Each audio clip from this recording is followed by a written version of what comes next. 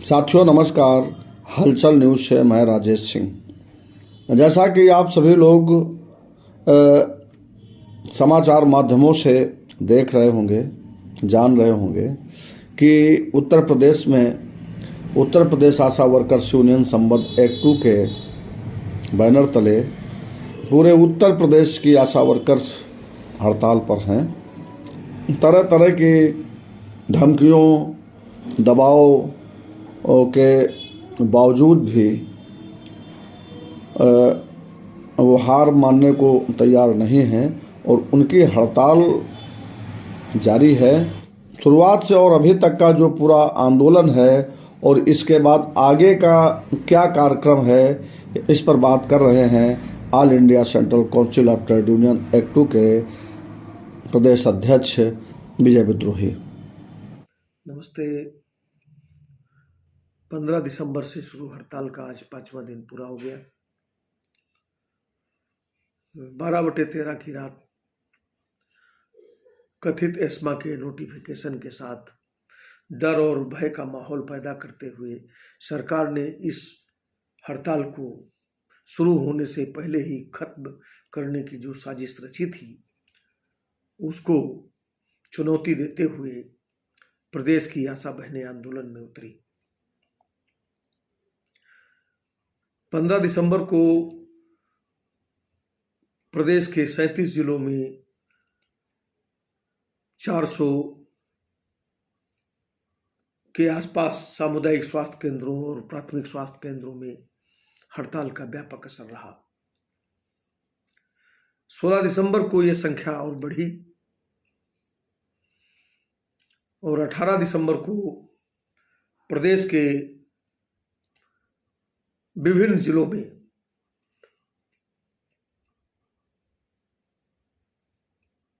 हजारों की संख्या में सड़क पर उतर करके अपने नारे आसमान में उछालते हुए मुठ्ठियां बांधकर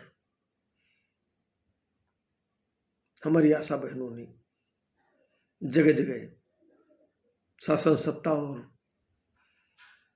दलालों के खिलाफ मोर्चा लगाया।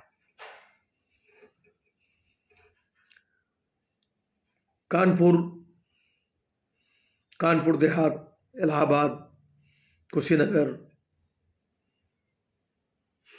अलीगढ़, बरेली, बदायूं, लखीमपुर, सोनभद्र, रायबरेली, उन्नाव,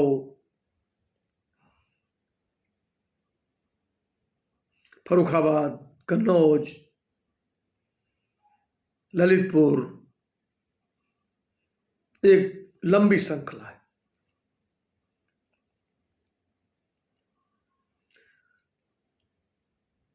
इस बीच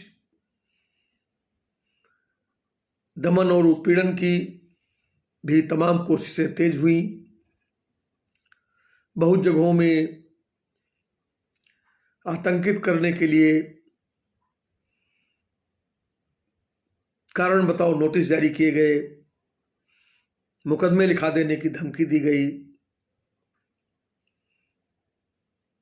कुछ प्रलोभन दिया गया, कुछ लालच दिया गया, कुछ लोगों को पुचकारा गया और कुछ लोगों के साथ मान मनौवल कर अपने पाले में खींच लेने की साजिश की गई। कुछ जगह झूठ की खिचड़ी पकाई गई तो कुछ जगह भीतरघात का खेल किया गया। इन तमाम साजिशों के बीच बरसों से जूझ रही हमारी बहनें मजबूती के साथ विपरीत मौसम में मैदान में डटी हुई हैं।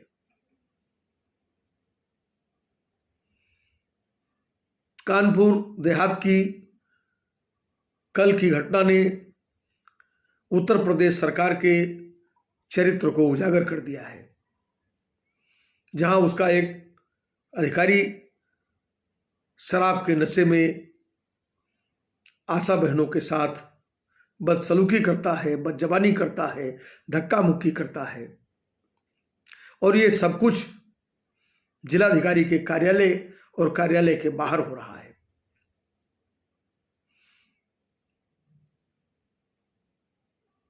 इसी तरह सोनभद्र में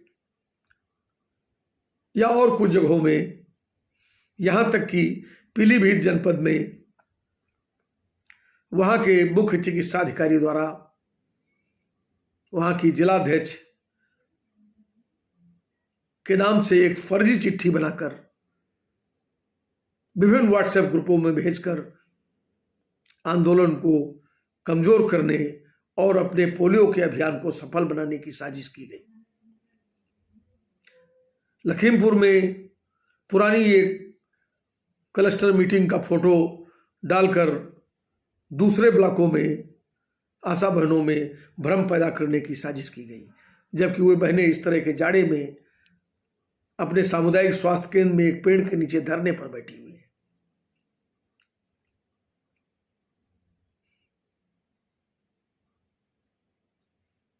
हम आपसे कहना चाहते हैं कि हमने 2020 में 2 लोगों से बातचीत करके आप सबके बीच में काम करने का संकल्प लिया था। 2020 अप्रैल से 21 तक हमने चीजों को समझने की कोशिश की। पहले दिन से आज तक जो चीज सामान्य रही वो ये है कि हमारे पास काम का बोझ है, हमारा पैसा नहीं आता है, हमें 75 रुपए मिलते हैं, हमें इस काम के 20 मिलते हैं, हमें पता नहीं लगता है कि हमें क्या मिला, आदि आदि आदि आदि। एक ही तरह का रोना है। हमारा बीसीपीएम बहुत खराब है, हमारा प्रभारी बहुत खराब है, हमारी कोई सुनता नहीं है, हम बहुत दिनों से आंदोलन कर रहे हैं, हम झूला पार्क गए थे, हम दिल्ली गए थे। तमाम कहानियां आपके पास है और उन हर कहानी में एक निराशा है, एक विक्षोभ है, इसलिए कि अतीत में चले जितने भी आंदोलन हैं उनके सुर और ताल का कहीं अता पता नहीं था।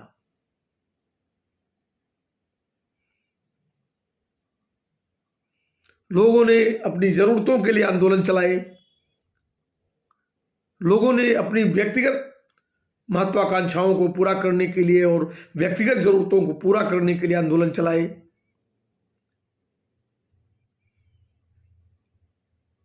संगठनों के नाम पर एक झोला, एक बैनर,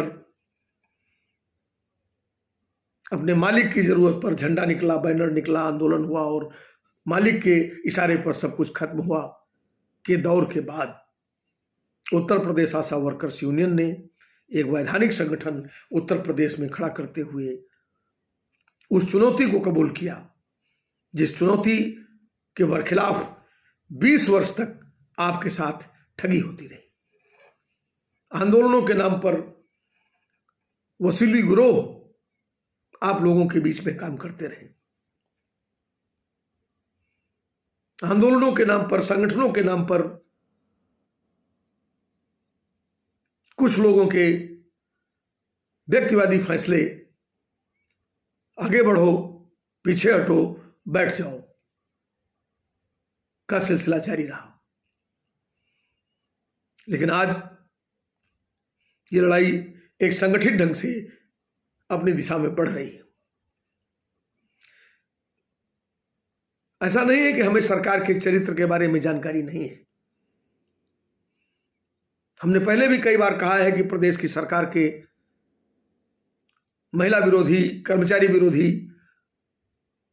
मेहनतकश विरोधी, जन विरोधी चरित्र का हमें खूब ठीक से पता है। लेकिन हमें यह भी पता है कि इतिहास में बड़ी बड़ी सरकारों को जनता की ताकत ने लोकतांत्रिक आंदोलनों के जरिए पराजित किया गया है। और यही संकल्प है कि हम उत्तर प्रदेश की एक क्रूर सरकार के खिलाफ, एक घोर जन विरोधी सरकार के खिलाफ, एक घोर महिला विरोधी सरकार के खिलाफ, स्कीम वर्कर्स के नाम पर श्रम और पारिश्रमिक की लूट की सबसे बेहया सरकार के खिलाफ हम इस लड़ाई को आगे बढ़ा रहे हैं। क्या आप जानते हैं कि उत्तर प्रदेश के अंदर कभी भी आपसे की जाने वाली 2000 करोड़ की वसूली के संदर्भ में किसी संगठन ने कभी आवाज उठाई? क्या आप बता सकते हैं कि आपके पैसे का बेनामी खातों में हस्तांतरण करने का सवाल किसी ने उठाया? लाखों करोड़ रुपए जो चोरी हो गए, ये सवाल कभी किसी ने सवाल बनाया? या उत्तर प्रदेश आशा वर्कर्स यूनियन के आने से पहले 45वें श्रम सम्मेलन की सिफारिश में अस्थायीकरण, न्यूनतम वेतन, मातृत्व अवकाश, ईएसआई, प्रोविडेंट फंड, ग्रेजुटी दिए जाने की सिफारिश की जानकारी किसी ने दी कि भारत के एक प्रधानमंत्री की मौजूदगी में, उनकी अध्यक्षता में यह फैसला हुआ जिसे बाद की सरकारें लागू नहीं कर रही हैं?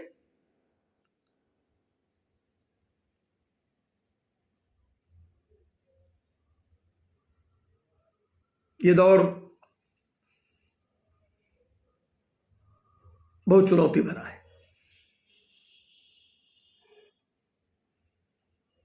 एक और सरकार 44 श्रम कानूनों को खत्म कर 4 श्रम संहिताएं ले आई है और भारत देश एक श्रम कानून विहीन, पूंजी परस्त कानूनों का देश बन गया है, जहां मजदूरों के लिए, कर्मचारियों के लिए कोई जगह शेष नहीं बची है, जहां नौकरी की परिभाषा बदल गई है। ठीक ऐसे दौर में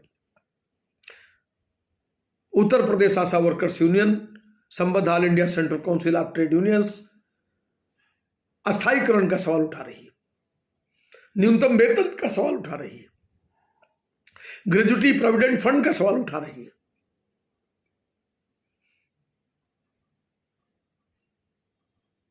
भ्रष्टाचार का सवाल उठा रही है, एक बेहतर जीवन का सवाल उठा रही है। 85 करोड़ लोगों को गरीबी में ढकेल देने वाली सरकारों के सामने किसी के बेहतर जीवन का सवाल उठाना